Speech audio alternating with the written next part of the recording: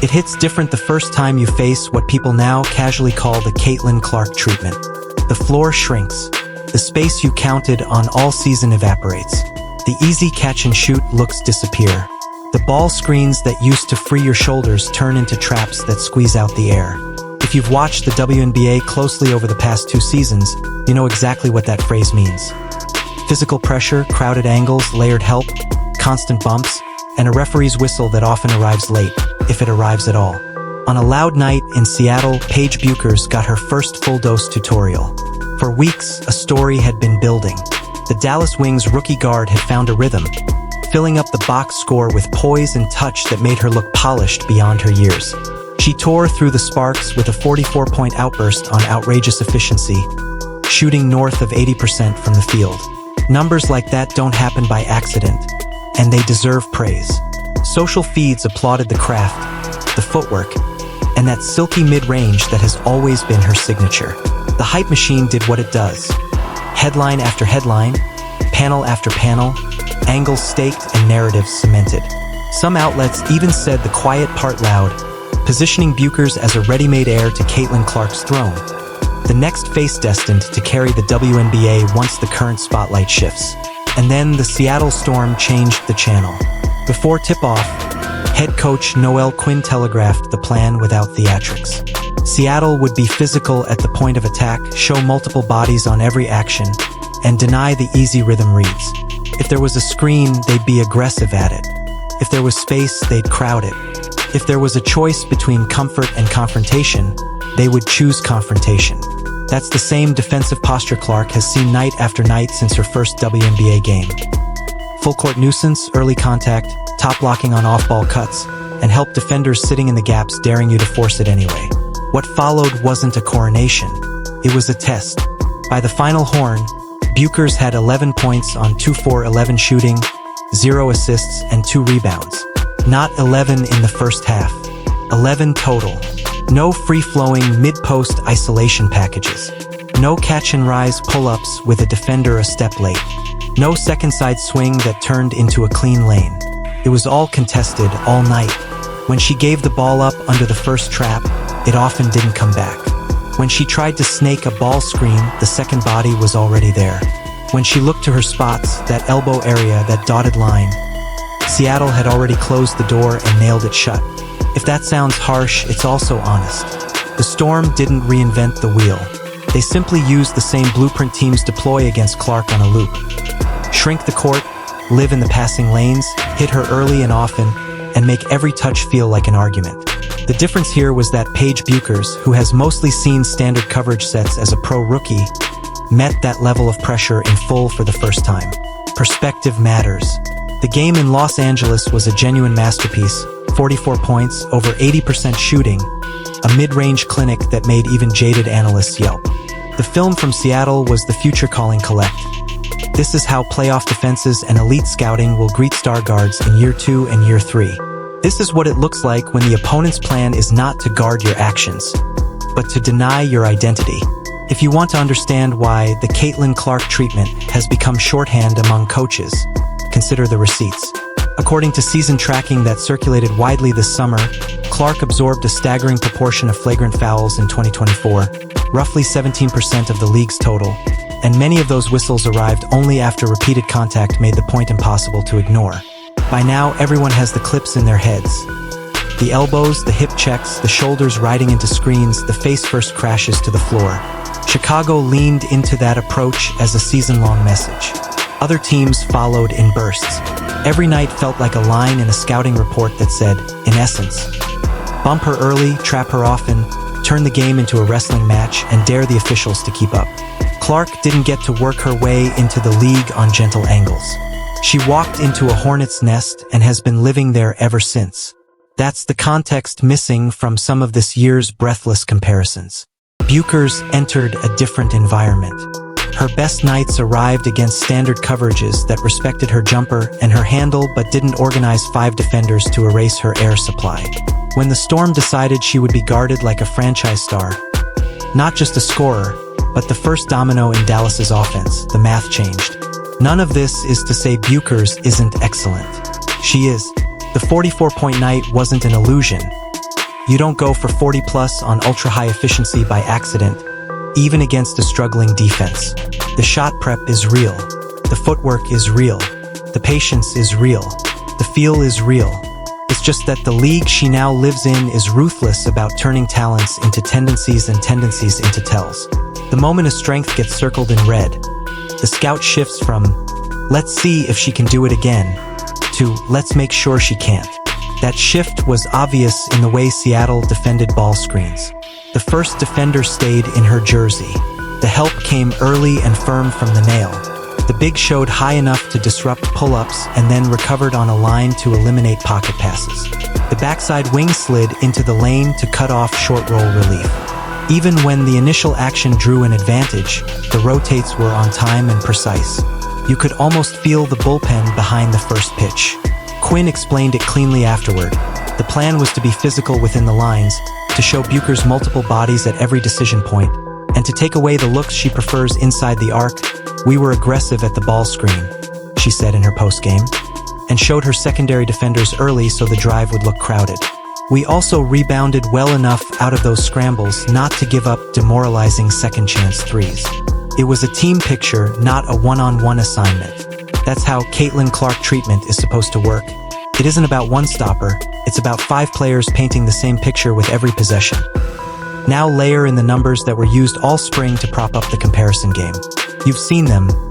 Bueckers at roughly 47% from the field, set against Clark's 41 to 42% as a rookie. If that's the only thing you look at, the story seems simple. Shot difficulty, logo threes, her contested stepbacks, the constant traps, the punishing hits, you begin to see why averages diversify. If you add opponent behavior, standard coverage versus full court chaos, the picture sharpens. Numbers need context. Clark's rookie line, roughly 19 points, 8.4 assists, 5.7 rebounds, came while absorbing the most targeted defensive appetite the league has seen in years. She was the primary name in. She saw 2 defenders on the catch, 2 more at the elbow, and a 3rd waiting at the rim. And still, she turned Indiana into a playoff threat and the WNBA into must-see TV. With attendance records, merchandise spikes, and national rating surges following her everywhere. Bueckers' rookie line, roughly 19.7 points, 5.3 assists, 4.1 rebounds, is excellent for a first season, and it speaks to the talent every scout has always seen. It also arrived before the league collectively decided she is problem 1. Seattle's plan was the first league-wide memo. The rest will read it. This isn't an either/or story. It's a both story told in different phases. One player has already fought through the crucible and raised the temperature of the entire league. The other is learning what the crucible feels like. What is fair to question, and where the conversation got ahead of itself, is the rush to declare Paige Bueckers the next Caitlin Clark. That isn't how sports work. Leagues don't replace generational forces by committee vote. They don't get to print new faces of the game on demand. They elevate the people who prove, over time and under pressure, that they can carry the weight. Clark hasn't just carried Indiana. She has carried the WNBA's mainstream attention. She is the search term, the sold-out lower bowl, the 2-hour pregame line for jerseys, the spark that made non-fans care. That doesn't make her untouchable on the court. It makes her impact unmanufacturable. It took the right talent at the right time with the right style and the right aura. You can't cut and paste that. It also doesn't mean Bueckers can't become her own kind of monster. If you're Dallas, Seattle just did you a favor. They handed you a film session that will matter more than any blowout win. The tape shows every trigger point, where the help came from when the second body arrived, which pocket passes remained open, which relocations drew cleaner angles, and what counters were there that didn't get used. There are clear counters to the traps that hurt her in Seattle. Hit the short roll quicker, sprint out of the slot to receive the return pass, reject the screen earlier, slip into off-ball actions to force switches, rescreen to change the driving angle, and use decoy actions to make the second help arrive a beat late. Those aren't theoretical ideas. They're habits that great guards build once the league starts leaning its shoulder into them. What about the mental part? Box scores don't prove anxiety. But 0 assists on a night when the primary defender lives in your jersey suggests the reads came late or the outlets didn't materialize. That's another problem that can be solved by time and trust. Dallas is young. The roster has been in flux. The Wings aren't a top-tier offense yet. That often leaves a scorer's instinct to fight fire with fire. If the first 3 looks are denied, shoot the 4th no matter what. The best guards learn that sometimes the 4th look is the misdirection that generates the 5th, 6th, and 7th. The ball goes out and then comes back with an advantage. The film room is where those circuits get soldered. It's also fair to address the backdrop that has shaped this conversation all year: selective officiating and the cumulative effect of physicality on guard play. When you hear that 17% of the league's flagrant fouls were committed against one player, Clark, you're not just talking about a statistical oddity. You're talking about a standards problem. Fans, coaches, and players have begged for consistency all summer. The answer isn't to protect stars and ignore role players. It's to call the same contact the same way for everyone. When the whistle is late for Clark, opponents push the envelope. When the whistle stays tight for others, it fuels the mythology that some players are coddled. The league doesn't need conspiracy theories. It needs a standard that travels. You can't discuss Dallas without discussing the standings. A 9-28 record will draw questions in any market, and it invites the easy line that the savior didn't save much. Again, context matters. The Wings are rebuilding. They are inexperienced. They are learning who they want to be. The WNBA isn't college basketball. It doesn't allow single-player takeover to the degree some fans imagine. Even Clark's arrival in Indiana was not magic. It took a year of hard adjustments and roster growth to turn the Fever from basement tenants into a playoff problem. But Clark's gravitational force, the way she bent defenses and created open shots for teammates who weren't getting those looks before, accelerated that change. That's the difference. That's the bar. If Bueckers is going to be compared to Clark, this is the comparison that matters. Can she make everyone around her better when the defense is determined to make her worse? Attendance and buzz are separate but related pieces.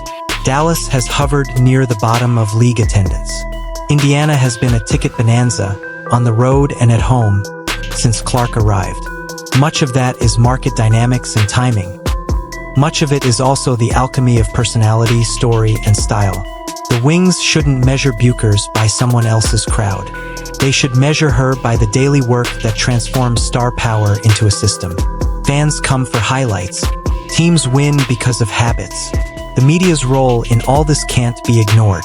There is a real hunger to find the next. Editors want headlines. Rights partners want faces to spotlight. Debate shows want hooks.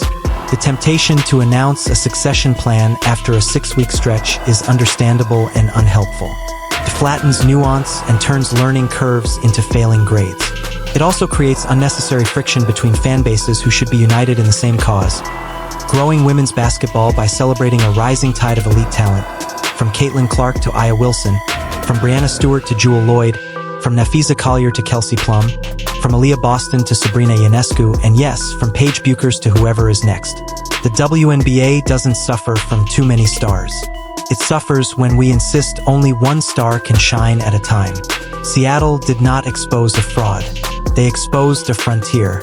They showed Bueckers what the next level feels like and gave Dallas a reel to build from. They reminded everyone that highlight nights and efficient lines are one chapter of a novel, not the ending. And they accidentally performed a public service for the rest of us. They slowed the next Caitlin narrative long enough to let the current one breathe.